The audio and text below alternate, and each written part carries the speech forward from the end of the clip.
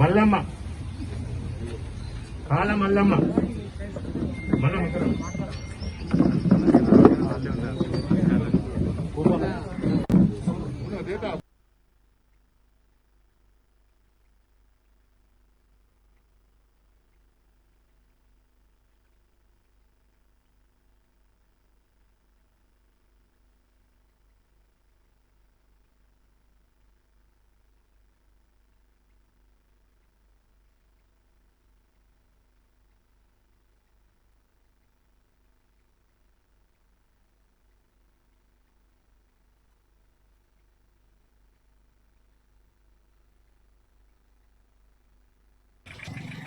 डाल दी।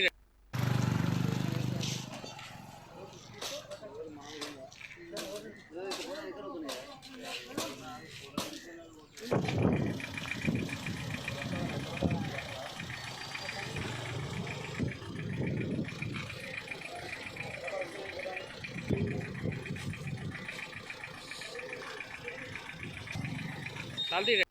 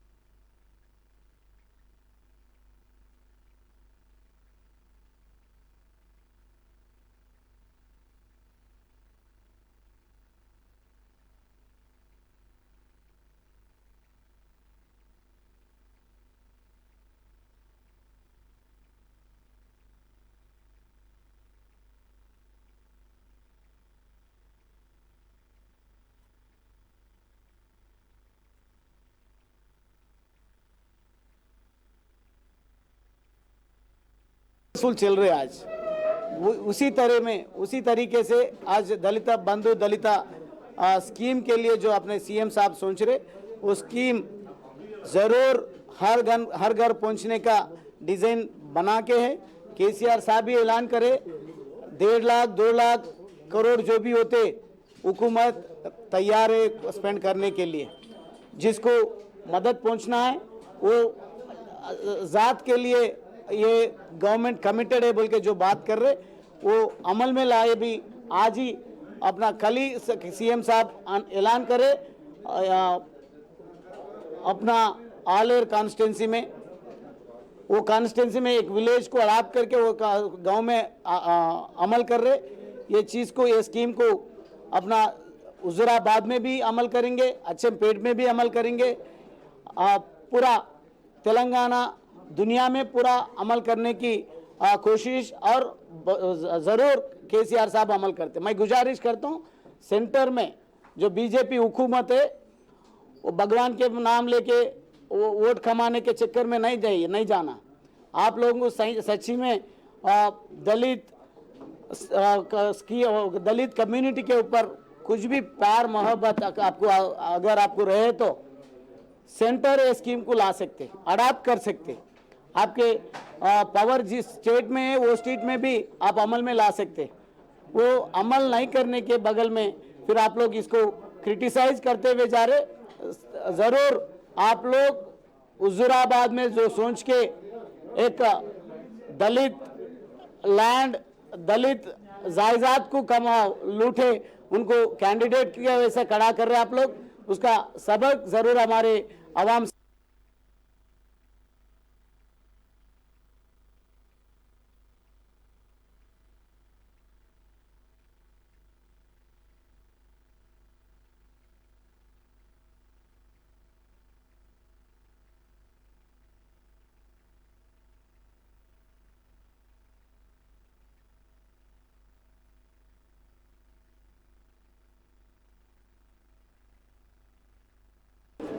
जो दलित सीएम को बनाने का मुद्दा है वो तो वैसे रह गए, पर सीएम साहब की नजर में दलितों में काबिलियत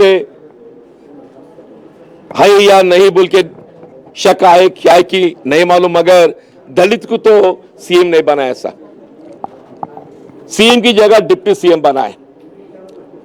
समझे, हम तो थोड़ा तजुर्बे के वास्ते अगर एक टर्म डिप्टी सीएम बना होदा संभाले तो अगले टर्म तक उन्हें तजुर्बा पाकर सीएम बनते बोल के समझे सा। जब दूसरी टर्म आए हाई सो डिप्टी सीएम निकाल दिए सा। मतलब क्या है, जो दलितों में लीडरशिप क्वालिटी जैसे बढ़ जाते उसको हटाना है सा। दलितों में जो लीडरशिप बढ़ जाते उसको हटाना, उसको कभी मजबूत नहीं बनने देना। अब दलितों को जो है तुम्हारा कैबिनेट में 15% मिनिस्टर लेने का गुंजाइश है साहब। यहां पे 19 दलित सीट रिजर्व है साहब। 19 बोलते 3 मिनिस्टर को ले सकते, मगर एक को लिए 2 खाली पड़ा हुआ है साहब। कई को नहीं ले सकती। अगर सही भी आपको दलितों के ऊपर उतना मेहरबानी रहे तो 3 मिनिस्ट्री तो बनाना जिम्मेदार है ना सर। क्यों तो एक ही बनाए और 2 खाली किसी और खाम वाले को दिए। इसी तब क्या बोले, हर दलित फैमिली को 3 एकड़ जमीन दे तो बोल के बोले साहब। 3 एकड़ जमीन बोले तो 10 लाख, अगर 1 एकड़ पकड़े तो भी 3 एकड़ को 30 लाख होते साहब। तुम 7 साल में जो मुद्दत 3 एकड़ देने का वादा,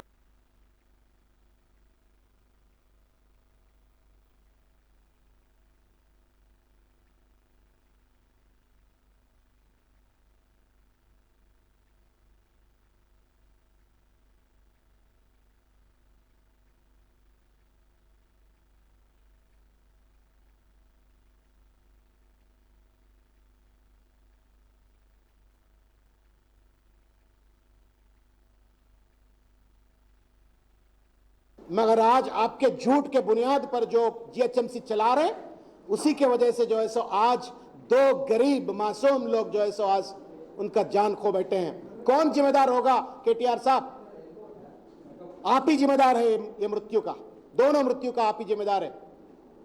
पिछले 1 साल में करीब 15 लोग मर गए, कोई उसका परवाह करने वाला नहीं है, क्योंकि वो गरीब है, क्योंकि वो डाउन ट्रॉडन सेक्शन से आते हैं, ट्राइब शेड्यूल कास्ट से आते हैं, तो उसको मर गए तो भी कोई परवाह नहीं है।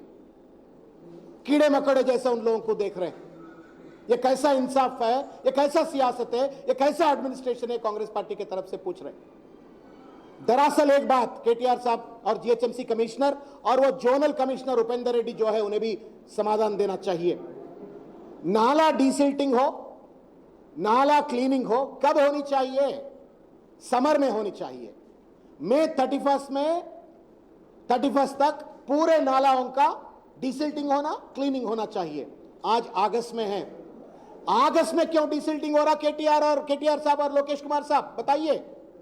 इसका मतलब यह है आप सो गए थे इतने दिन।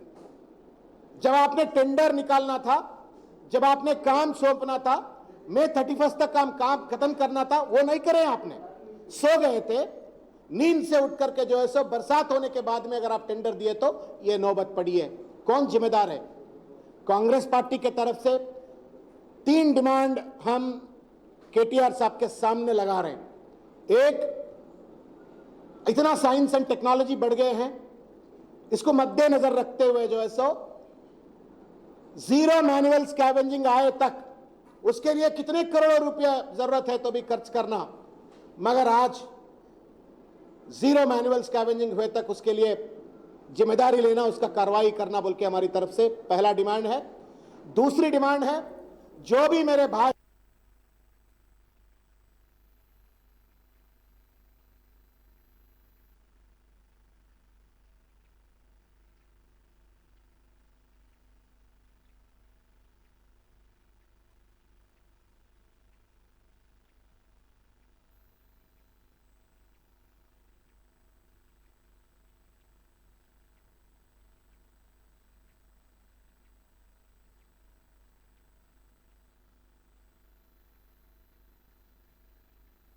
పాకిస్తాన్ కోడలికి బ్రాండ్ అంబాసిడర్ చేయొచ్చు, కానీ అదే మన పివి సింధు ఒలింపిక్ లో సెకండ్ మెడల్ తీసుకొని వచ్చిన ఫస్ట్ లేడీ.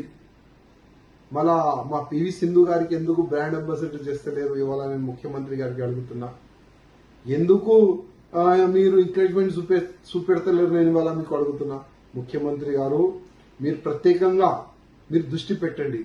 ప్రతి ఒక్క స్పోర్ట్స్ కాంప్లెక్స్ గానీ డెవలప్ చేయండి, స్పోర్ట్స్ గ్రౌండ్లు గానీ డెవలప్ చేయండి. ఇవాళ పివి సింధు మన తెలంగాణ అమ్మాయి, మన భారతదేశానికి మంచి పేరు తీసుకొని వచ్చింది. అదేవిధంగా మన తెలంగాణ కూడా మంచి ఒక పేరు వచ్చింది. ఆమె పేరు పైన ఇంకా కూడా స్పోర్ట్స్ కాంప్లెక్స్ తయారు కావాలి, స్పోర్ట్స్ గ్రౌండ్లు తయారు కావాలి, స్టేడియంలు తయారు కావాలి. మీరు ఒక్క చూపు స్పోర్ట్స్ మ్యాన్ పైన గానీ స్పోర్ట్స్ పైన గానీ పెడితే మన తెలంగాణ నుంచి చాలా మంచి మంచి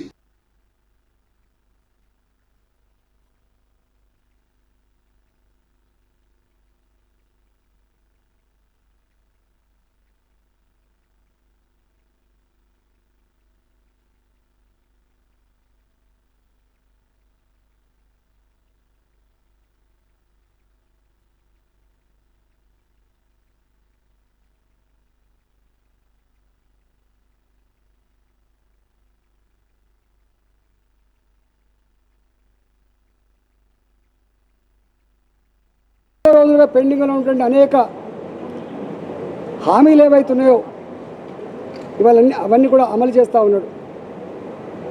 2018 ఎన్నికల పూర్వం 57 సంవత్సరాలు నిండిన వాళ్ళకు పెన్షన్ ఇస్తామని చెప్పిండ్రు. 3 సంవత్సరాలు గడిచినప్పుడు కూడా ఇవ్వలే. కానీ హుజురాబాద్ ఎన్నిక తర్వాత ఇవాళ ఆ పెన్షన్లకు రెక్కలు వచ్చినాయి.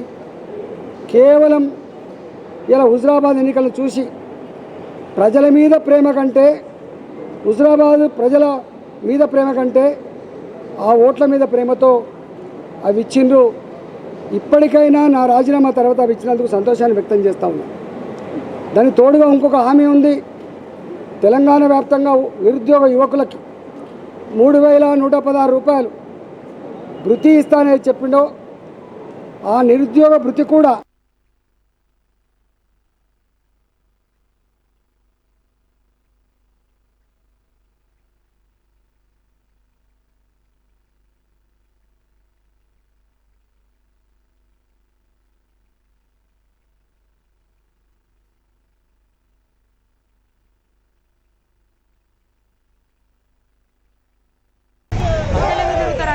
ఇంకెక్కడ అందరూ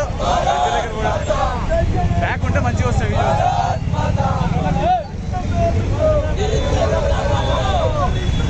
బ్యాక్ ఉంటే బాగా వస్తాయి. ఇయర్గా బయట ఇస్తారు.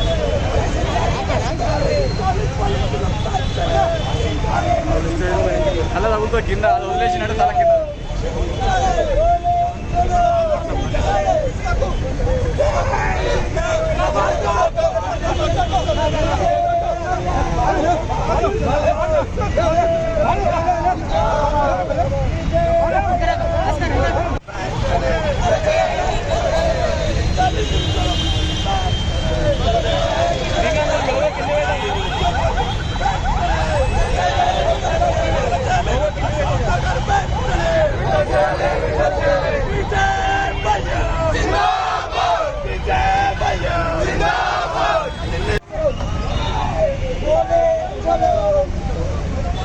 Chalo!